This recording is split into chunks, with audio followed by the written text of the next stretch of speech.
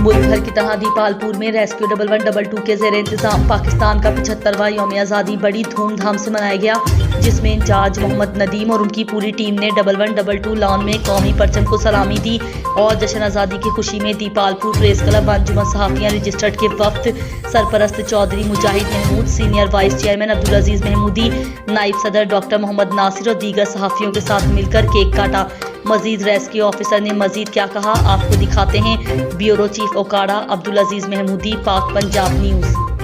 जी बिस्मिल्लाहिर्रहमानिर्रहीम। जिस तरह पूरे मुल्क में तमाम सिविल सोसाइटी और तमाम इदारे जो हैं वो मिल के आज जश्न आज़ादी मना रहे हैं, इसी तरह रेस्क्यू 1122 अपने दीपालपुर ऑफिस में जश्न आज़ादी की तकरीबात मुनक्कद कर रहे हैं। तो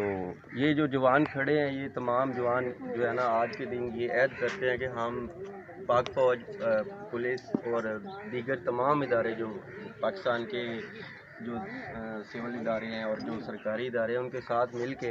ये ऐद करते हैं कि हम अपने मुल्क के अवाम की खिदमत करते रहेंगे, उनकी जानो माल में उनकी जो नागानी आफात हैं, एमरजेंसी सूरत हाल है, उनकी हिफाजत के लिए काम करते रहेंगे।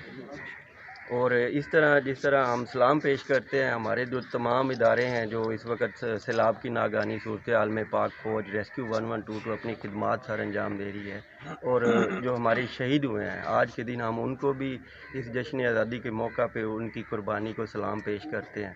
और ये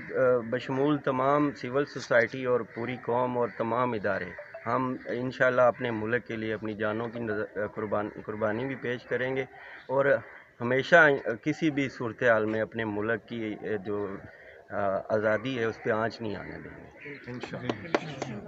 अच्छा, आज जश्न आज़ादी के मौके पर जो रेस्क्यू 1122 है, इस मौके पर